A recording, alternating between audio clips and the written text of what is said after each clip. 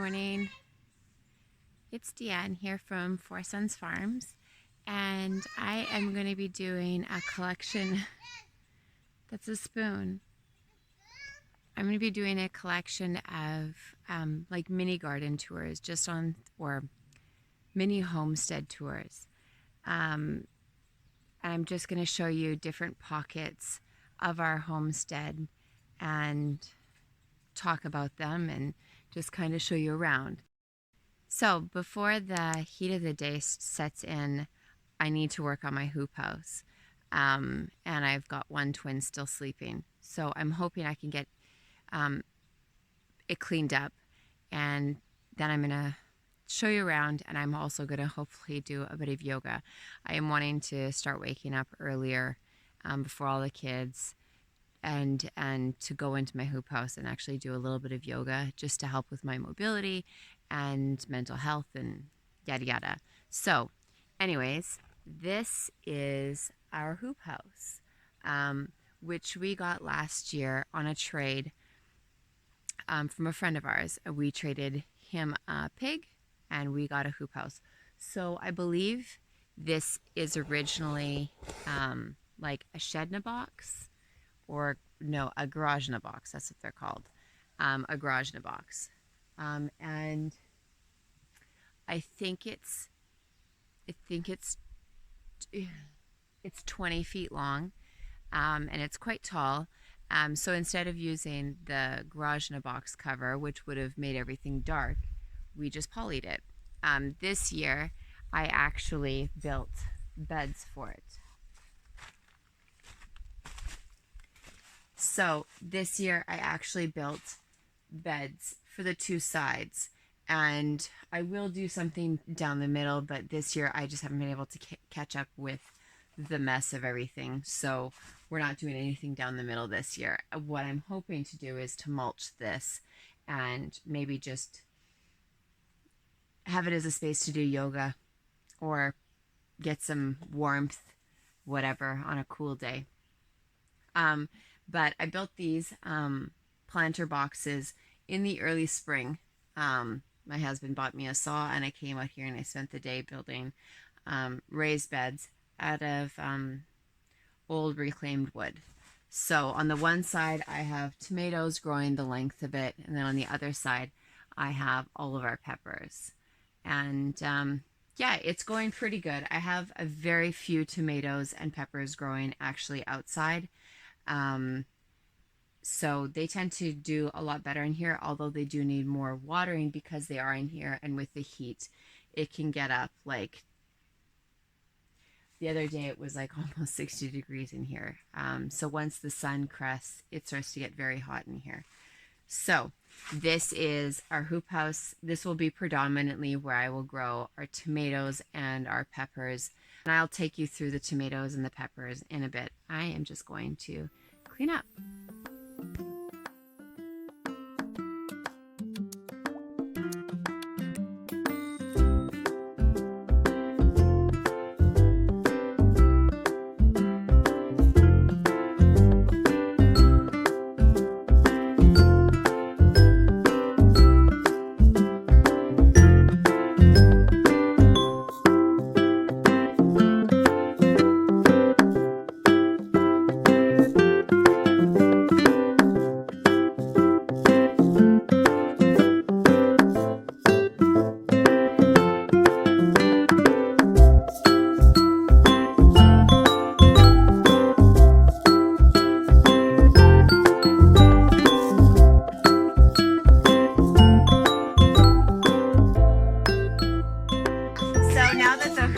Is relatively cleaned up.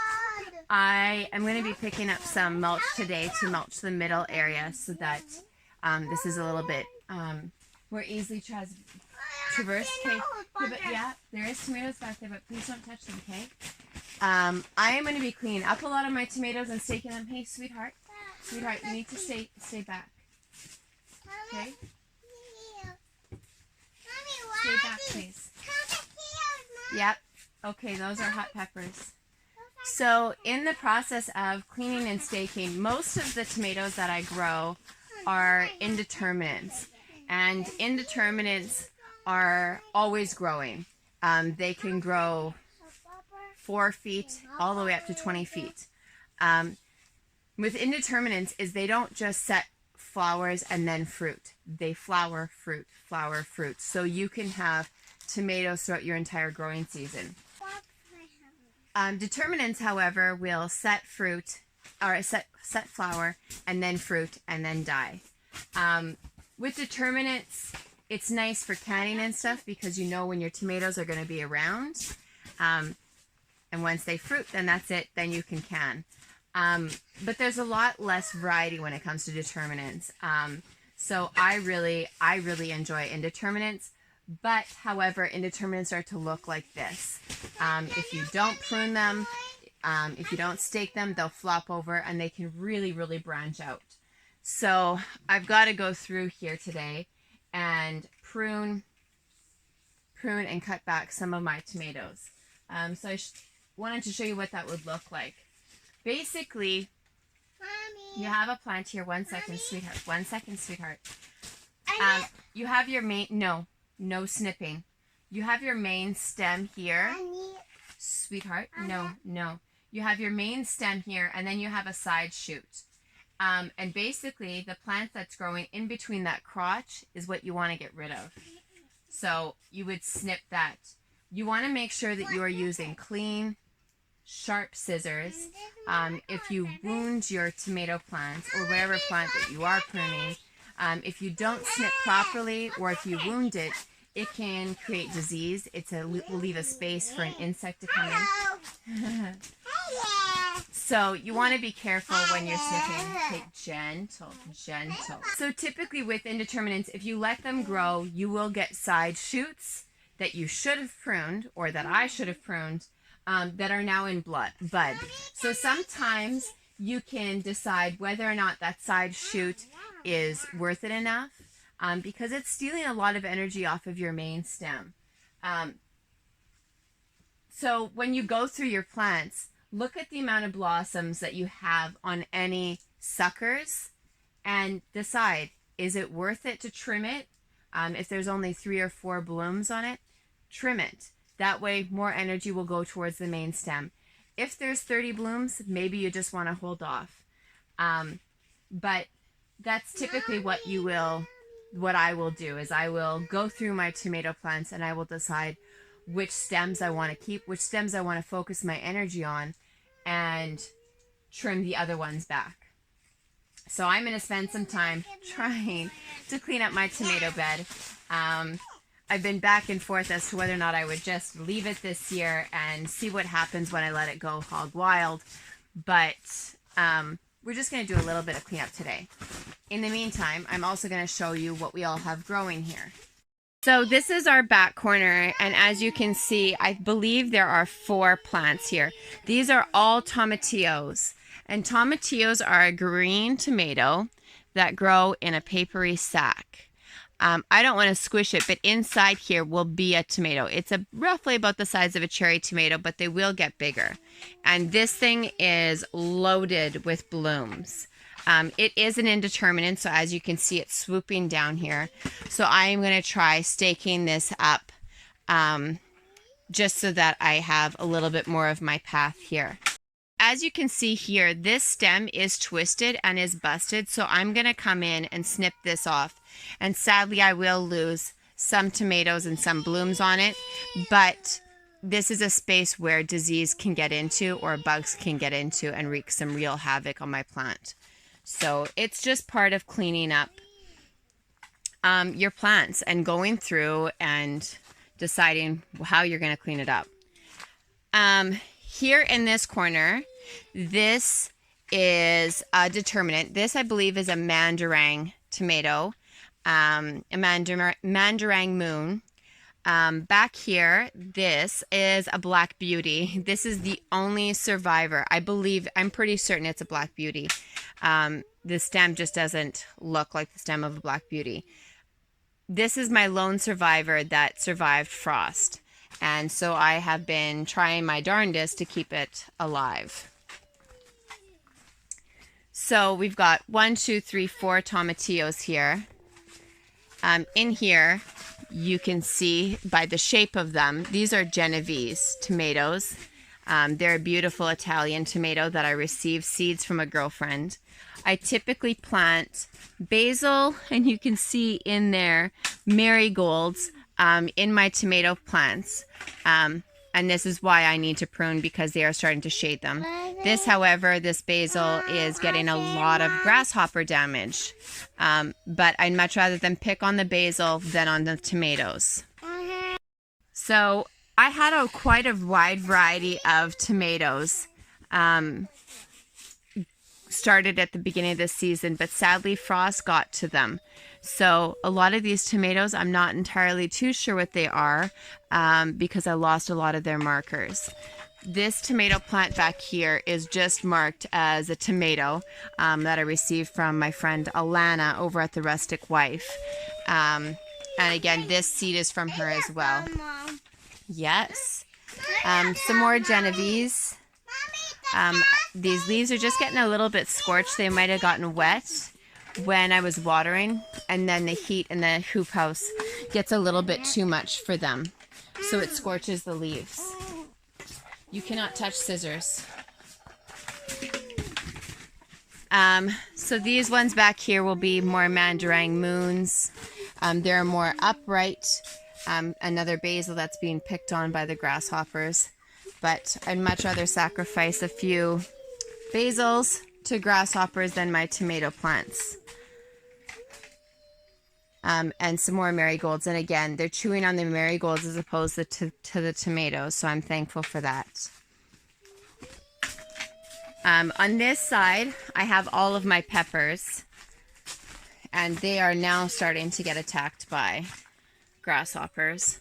We've been doing our best, but you know, we're talking, we have thousands of them on our property, and we're doing our best to catch them, but there is a lot.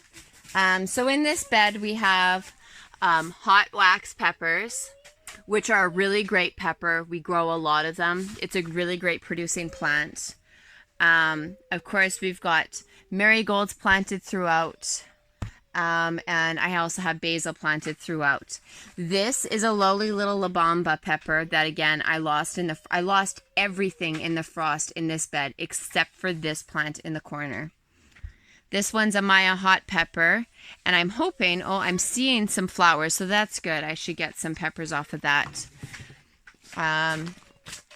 Another hot wax there, another hot wax here, lots of them. Here are some La Bamba peppers. These ones are quite spicy. My son picked one the other day, and it was a little too hot for him. So my husband and I end up having them in some drinks last night. I'll link the drink video for you.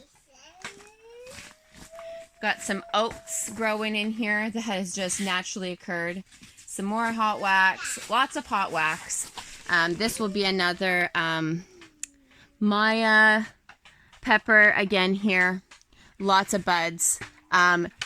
Whenever you grow hot peppers, they like the heat. So a hoop house is a great place to have them.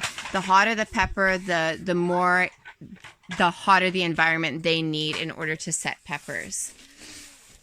And I'm not too sure what this one is. This one is an Eco pepper. I picked up a few from Sage Gardens as I lost all of my green pepper varieties. And back there I have another green pepper variety. And then here, last but not least, growing in my hoop house is a LUFFA plant. And I have yet to see a LUFFA. This suffered badly from transplant shock, so I may not get LUFFAs again this year, which is kind of disappointing.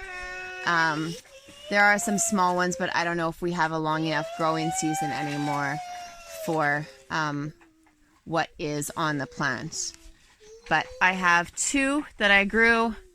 Got some beautiful flowers. I have noticed last year and this year, ants seem to love LUFFAs.